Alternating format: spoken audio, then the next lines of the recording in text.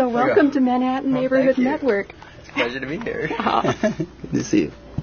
Let me meet your family. And we'll... Hey, we've got a... Nice to meet you. Oh, to see you in your life.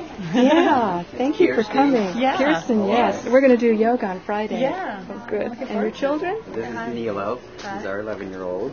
Nice to meet you. And Ace is our 4-year-old. Aw. You can shake her hand? He's a little shy. Gosh, You're right at first. You're my favorite family. So you. how do you like New York?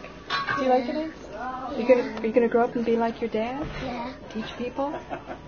Do you like all those lights and things over there? Because we're in Manhattan Neighborhood Network. Look at this. I like it. Busy. Yeah. Relatively hard to get around. Whoa. What do you think? Can you tell me about your dad's school in Memphis? That's where you're living, right? Yeah. There's a lot of fighting going on. But isn't the whole point that you have victory before conflict? Yeah. To walk away from fights, right? Oh, Isn't yeah. that what you learned? Yeah. What's the first rule? First rule of conflict. Everything is connected to everything. Well, that's our personal rule. Oh, really? Uh-huh. So if everything's connected to everything, if you hurt someone else, you hurt yourself? I guess. Or how's that? Yeah, that's true. That's part. Try to talk about the physical, the mental, and the emotional connections. So, Well, let me tell you why I'm so appreciative of your father and your mother. It's because he was supporting media that had to do with nonviolent communication. Do you know about what that is? Not really.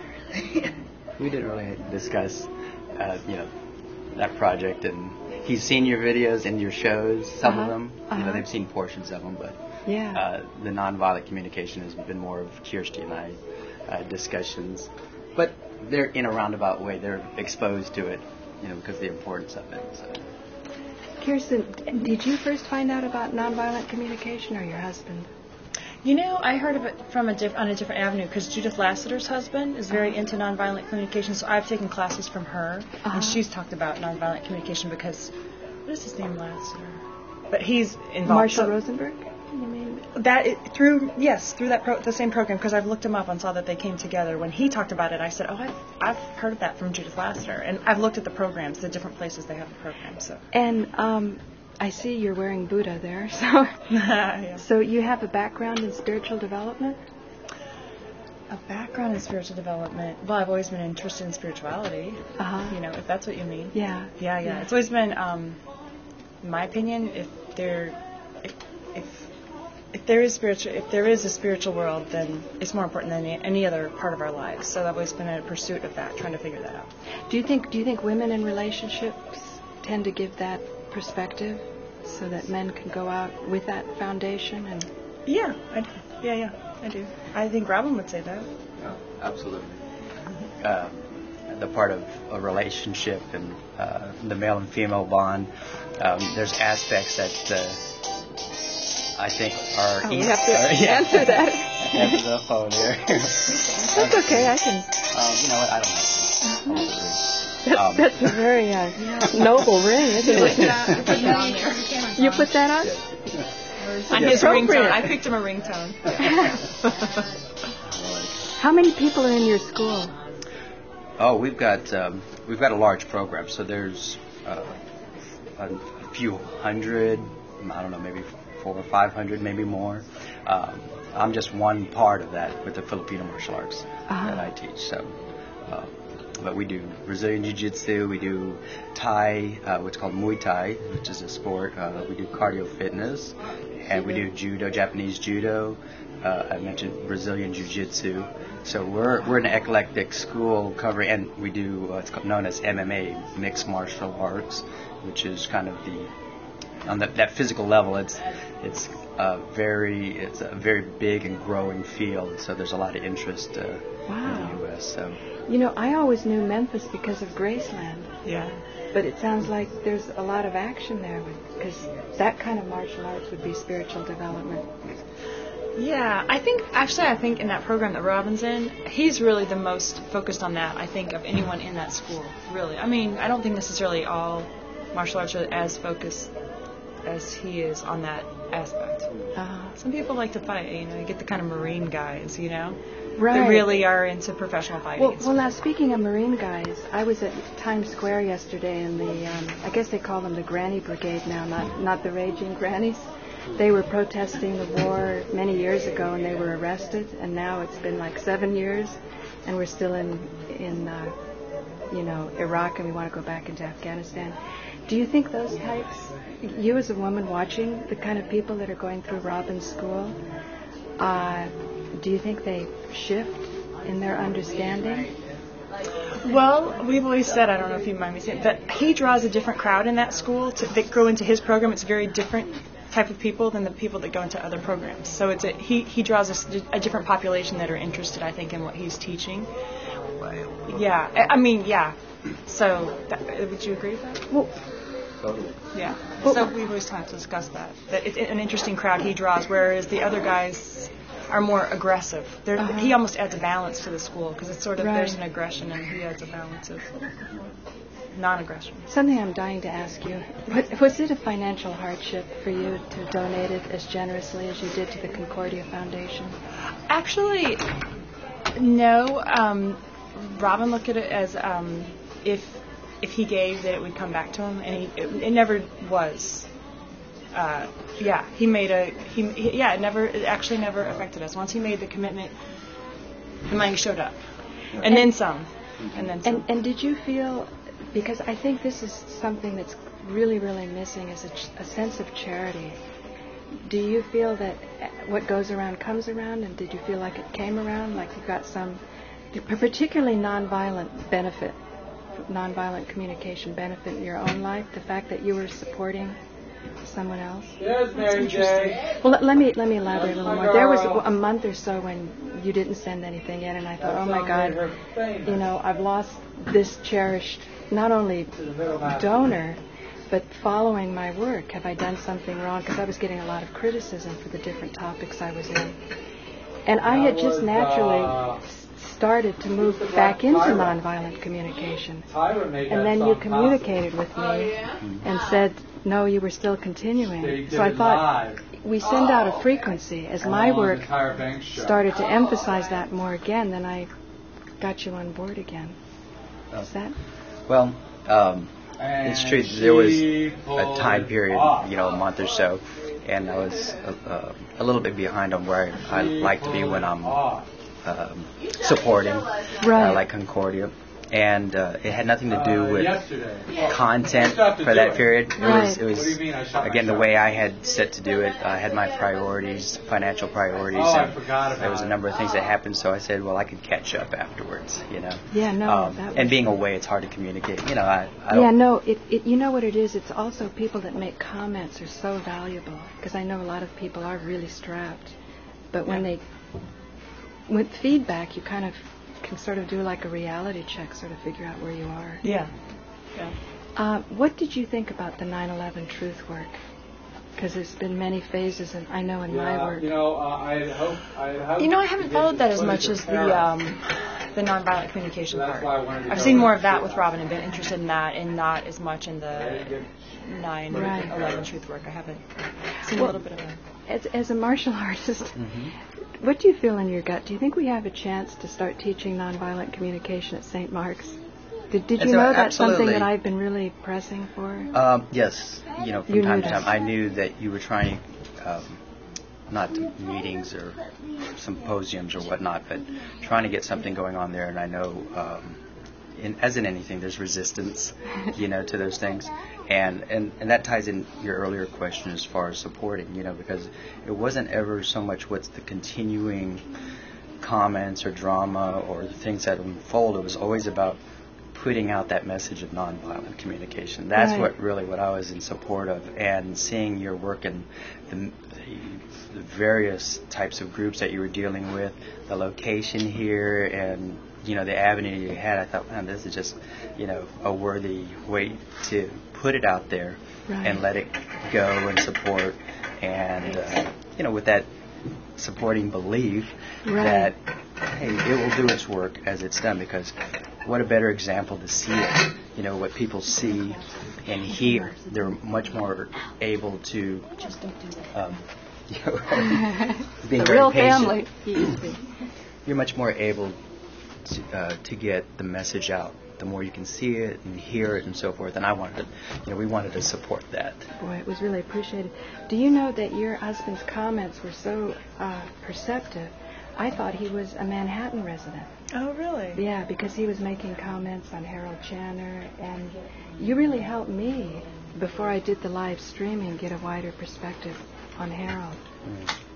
He's quite, I say he's a very deep thinker, and I know with all his years, his longevity at the longest cable. Yeah, 40 years. 40 years as a producer. And when I would listen to him and watch and listen, it would just be, the very first time or two, if you just go off that, you kind of get lost. Well, I did. But then when I listened, I said, and understood where he was coming from, I was just like, you could see this big picture of where he was pulling things and tying things in, even though maybe the person there didn't understand where he was going, but you could see him trying to pull things in. Right. And after, 3 or 4 times, it was just like, oh, I understand what he's saying. And you just have to listen. You have to be able to listen, and we get caught up. We're in this one-on-one or the small group interacting, and we get so caught up in the physical that you can't hear. And so we're taking those messages and losing the content of what's really trying to be purveyed and said. I also remember you liked the binary economics, and you were in communication with someone, I think, in Alaska. Were you aware of that? I think he was trying to talk to me about that, but I didn't. That was something that was kind of not as. Yeah, I wasn't as interested. I remember him talking about it a couple times, but I couldn't even tell you much about it right now. Because each of the ideas at the root of a lot of our problems is financial stress, and that most wealth comes from capital. It doesn't come from labor, and as technology improves, this discrepancy is going to get greater and greater, so that a lot of young men are signing up to go to war because they're not feeling an alternative. That's true. I think our whole economic philosophies that were raised on, there's a lot more to it. And when we energetically, we think we have to be, we chase the dollar bill, and we feel like we have to have all of our energy compensated through the dollar or through hard currency, and there's so much more. And I think when we can kind of tap into that, and again, that was kind of the support thing. It was like, trusting that to tap in. And if it didn't happen, it was okay. It was a commitment to stay with that, but just believing again that there was a lot more to our basic economic philosophies, our basic ways of communicating, and the way that we understand our realities.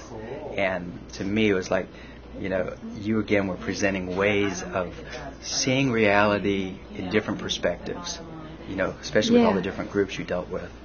Well, what I was trying, there in the 9/11 Truth Movement, there were different theories.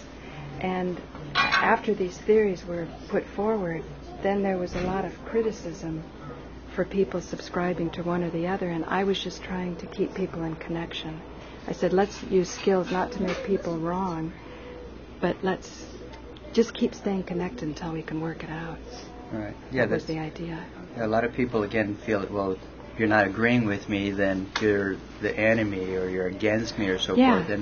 And I think, going back to you originally when you talked about relationships, the husband and wife in our situation, that perspective that's brought in, even when you have hardships, it's the easy way is to say, oh, you're not for me, I'm not for you, let's break up, okay?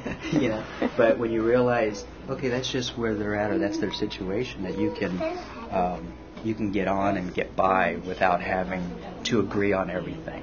Right. And you can still communicate and move on, hopefully, to higher self-thinking. I really appreciate you coming by here and talking about this, because I felt particularly thwarted by Frank Morales at St. Mark's. And recently, up in Harlem, at a Malcolm X event, I actually have him on camera. He won't even talk about 9/11. Then I had a dream a few weeks later, and it was like we were both in heaven. And I saw that our souls were working from a different perspective for the same thing. Now at St. Mark's, they have a lady reverend. She's come in from Kerala, and Kerala is a county, a state in India. Most Indians who've emigrated come from that county. It's got the highest Christian group, and then also the highest literacy, also the highest suicide. But it's a fascinating area, and she actually emailed me, so she's really wanting to reach out, and they want to make a commitment to communication. So it's necessary, I think, you talked about souls maybe from different perspectives, and I run into this in discussions and so forth, but I think if people are really trying to find the truth, I always say, well, if you think you found it and it's over, then you aren't looking for the truth, because the truth is always unfolding. So if you're really looking for the truth, you're looking for it to unfold every day, every moment. Right. And it can be changing, and so that's why you have to stay in communication. I think what my concern was about the 9/11 truth movement is that if it's left incomplete, people have these innuendos about who did it, and then they maintain this suspicion. Or I'm really growing very wary about this new world order. People, I even think that whole concept of dividing people off is something that's not productive for a world unity. And I don't know if you saw lately, I had Lady Fiona. She was from Aristocracy. She came on my show, mostly because I was helping Alan. And then I realized that we had a lot in common with her theosophical interests. And then she was horrified at some of the things that were written about her on the internet. And I was heartened that she would step on to my show after that. I mean, have you seen that they say reptiles? These aren't even human beings. And sure, yeah, I've seen that, and the Illuminati and so forth, and all the different symbolisms and so forth. And again, and the blame, and again, divisions, and those are. We talk about reptilian, in psychology, you talk about your reptilian mind and then your mammalian mind, the reptilian being your basic instincts for survival, and your mammalian, your higher powers. But, I think that's a balance we deal with every day. But to get into what's going on with, with blaming people, if we hold on to blame or trying to find, scapegoats, then we can't go on because we're stuck in that time, and so it's not to not give it any credence or some understanding, but again, if you linger on something and you are stuck in that time place and you're not going anywhere, and I don't want to live that way. Right. I hopefully wouldn't want people around me. Well, to live it was that an way. intriguing theory, about reptilians, but I remember Marshall Rosenberg said you can't do violence to somebody unless you dehumanize them. And I thought, what better way to dehumanize someone than to say they're not human, that they appear to be, but actually aren't. Yeah. Well, that's even interesting there to say dehumanize, because that to me is also a separation. Because that people shouldn't dehumanize? Well, I don't. We are humans, but I don't think we should even look at things as human or non-human because of our essence. Let's say what our makeup is of a universal, in a microscopic of things. That as Neela said, I see what our you first family lesson of everything's connected to everything. We're not separated by anything. So, in which case, you could use these principles. What it was is Marshall Rosenberg says all human beings have the same needs, and the need to contribute is a great one. But maybe it could be all throughout the universe. It doesn't have to just be humans. I would. We're all. You're not limiting. I'm not limiting, right? I'd like to even look beyond that. Should we take a tour? Sure, that would be awesome. Here, let me just. Oh. You know what? I just looked at my time. I'm just wanting you to know it's 11:21. But I do want to take a tour. But I just. We may have to, because we're going to be up in this area. We're going to be on 39th Street. Just 10 minutes. I just want Yeah, to that's cruise you okay. around. Sure. I just don't. I hadn't looked at my watch. So here's the Express Studio over here. This is where I first did my shows.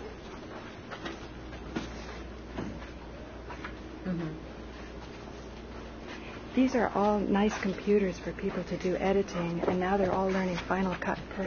Oh, can I just show them this? Oh. These are some of my donors from Memphis, Tennessee. They found me through the internet. Oh, all right. They wanted to check it out. All right, cool.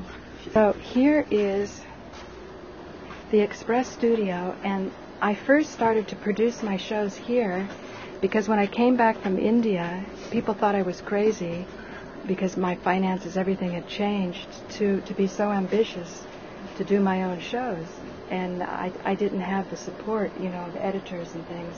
So when you're in here, you can be a one-man operation, and you can, you've got 2 cameras here, and then you can also do roll-ins, and then here's where you've got the finished product. This is when I had a weekly show, this is where I took callers. And I didn't realize that's when the Howard Stern people were calling me and taping it and playing it back later. It took me a year to realize that was going on. That's funny. And only when I posted on the internet, and then I didn't quite believe it when I was told. And then, so this is the famous. Yeah, right. We should put you on here. But once I went daily, I couldn't do call-ins. And these are also editing spaces. This is where I'm doing one on radiation hormesis. It's about low-level radiation as being beneficial. It turns out we're actually starved for radiation. And, well, you'll have to see the DVD. So let's come this way. Would you tie that into the sun gazing, Yes. and so forth? So, yes. Yeah. Yes, definitely, the sun I really gazing. talked to you about that, but I no. find an interesting connection with that. Yeah, I did talk about when you one time in a picture, so you had some water in a picture on the windowsill, and I was curious if you were Charging it. Yeah, exactly. I was. I don't know. I guess these are the different offices. And let me show you DeVore's there. Let me just say. Hey, Dan, can you just say hello to some donors from Memphis, Tennessee? Hi, Dan. Robin Schermerhorn. How you doing, Pleasure Robin? to meet you. Welcome to My family, my wife, Kirsten. How you doing, Kirsten? Nilo and Nilo. Ace is the tumbler over Ace, there. how you doing, buddy? He found out about Welcome to MNN through the internet. Oh, great. And Through you started too. donating to the Concordia Foundation. So I just wanted him to see what all happens Well, here. Gloria is one of the great producers at M&M. I agree. And so we love having you here. And welcome to Public Access Manhattan. Oh, it's exciting. Enjoy to be the here. tour. Yeah. Thank you, Thank Dan. so much. Nice Take to care. meet you. Bye-bye. Bye. And here's program scheduling. MNN tends to start a little bit late because they stay open until midnight, so it was kind of on a New York schedule. And here is, Devora won't come in until later too, but that's a bunch of computers there, and she's teaching people Final Cut Pro. Are you going to learn stuff like that? No, I like to leave it to the people that are already doing it. Too many interests on my end already. So we'll go downstairs now. Okay. I need your shoes. You did something with Soldier Boy that inspired me, and that impressed some of the Howard Stern people. They thought, God, I didn't know Paula Gloria was that hip, but I got it from you. And I got it from my son. Oh, really? No, you saw that on YouTube. You were doing that Soldier You were the Boy? one that knew it. God, you had No, great you were moves, the one though. who showed me. You were the one who showed Oh. me the video, and then you said, "Okay, let's do this." Oh, okay. Only I memorized it a whole lot better than you did. Well, maybe it's the inspiration of the youth that made me want to do it. I'll just do 5 more minutes and turn this in next week as a special. It's going to be a fun show. It just shows the power of the internet, that you can take the efforts of public access here in New York and then over the internet make connections. I mean, you're really proving that, there are people out there. So let's go down here. Should we bring our coach with us? Yeah.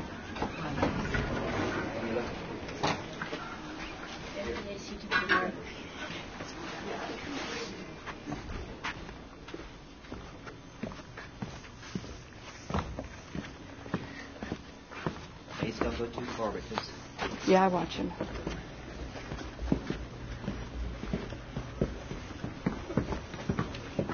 Now let's go. We whip around here. Here is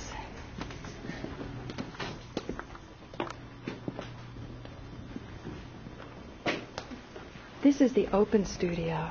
So if you have panels or more guests or right, if you want to really spring around, this is the place to be.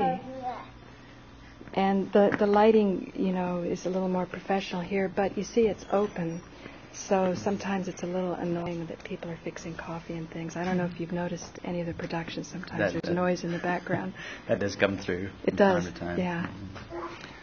And then here it says on air as if anybody's supposed to really notice that, but they don't. I guess it gives it the neighborhood feel, though, when you got people coming through. Here's the closed studio. This is where Harold likes to do his shows. These are, I can't show you the control rooms because, like I say, it's only 12 noon here. But here's the closed studio. It's more intimate, and right now it's very intimate because it's so dark. And then upstairs that's where we were up there, so they can spy on us from upstairs.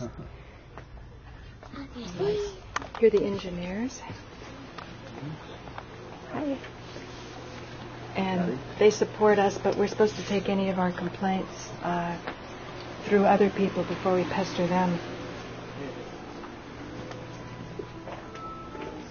Oh, let's meet. Forrest, hello. I want to introduce you to some of my donors from Memphis. Hi. This is Robin and his family. Schermerhorn. All right. Can you believe he found me through the internet? So, yay for you. This is why. Great. I don't know if what the eminent policy is for producers filming in staff offices. Oh, okay. I'll check it out. Yeah, I don't But know. no, Dan. I just did Dan. He said yay and thanks. Okay, well. Okay. Thank you, Forrest, and thanks for your efforts on the internet. Okay, let's go forward.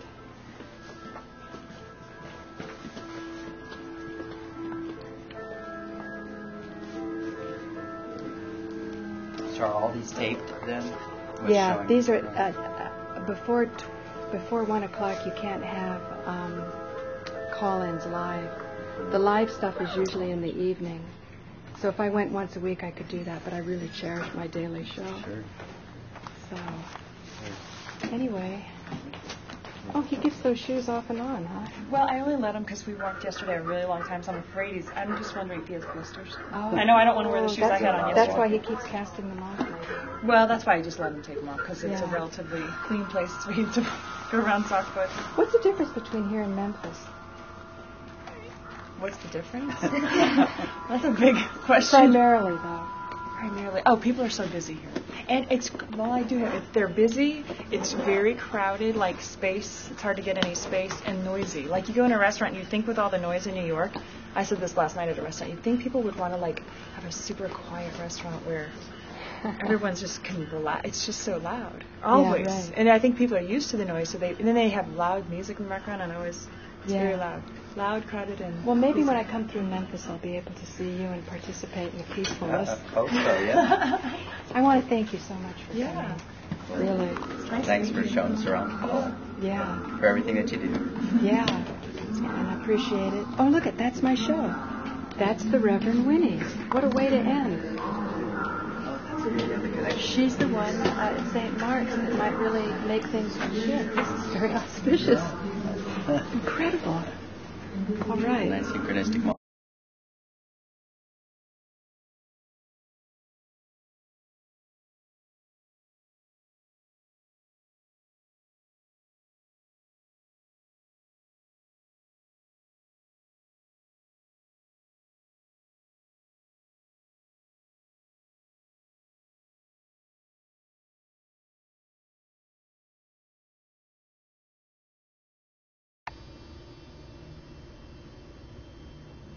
Over 3,000 medical and scientific studies conducted over the last 100 years in countries all over the globe